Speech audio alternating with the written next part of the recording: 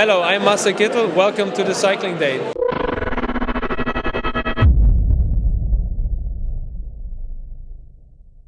Hello everyone and welcome. We're here at the Rouleur live and I'm delighted to be joined by Miguel from Twmpa, which is quite a novelty because it's a wooden bike we have here.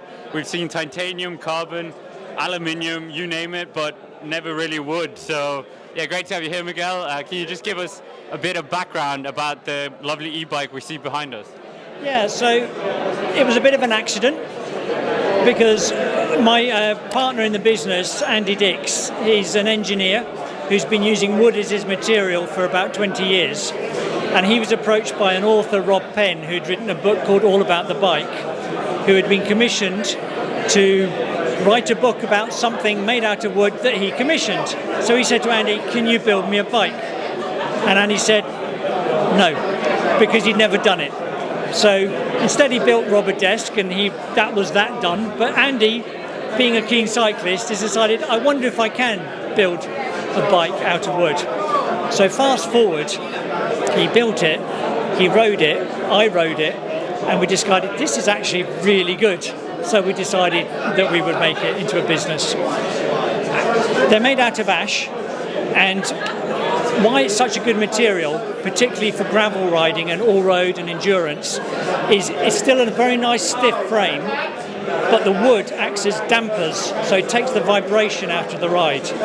So you've got that responsiveness when you're on the road, but as soon as you go off the road, it's a joy. So the bike we see behind us here, is it all wood, or what's the setup in terms of everything material-wise? Right, so this is actually the first all-British gravel bike, which we're launching today. So the frame is ash, but what you have what we always do inside the seat tube and the head tube is we have carbon fibre inserts, and then there's normally a titanium shell for the bottom bracket to sit in. But of course this is an electric version, so we've actually got the clamshell style. So this is a Free Flow Technologies motor, and they're based up in Scotland. And so the clamshell means that we actually just fit the bottom bracket around the motor, so it's not enclosed at all. So the cycling world is notoriously conservative. So what would you say is the advantages over this against aluminium or carbon? You said already about gravel riding. Yeah, it's the ride, it's the comfort more than anything else. So weight-wise, it's very similar to high-end steel. So a frame, depending on size, will range from 1.6 to 1.8 kilos. It's got that stiffness, but it's really, as soon as you go onto bad surfaces and onto gravel, that's where it comes into its own, because it just takes that vibration out of your ride. You can go further, you can go longer, you can enjoy your ride for much more. So just you're relatively new as well. So this is a beautiful bike. What's kind of the long-term vision for this? We've designed it to be scalable. So at the moment we're making small numbers, but we can scale it up, and we would love it to be where the price comes down to the same size. You would go into a high street store and it would just be in amongst all of them. But we're a little way off that yet. So at the moment, the price for a frame is like £3,000. For a customised frame, it's not that much more than that, because you just send us your bike fit data, we program the CNC, and then you've got a custom frame for not much more money than the 3,000 as well.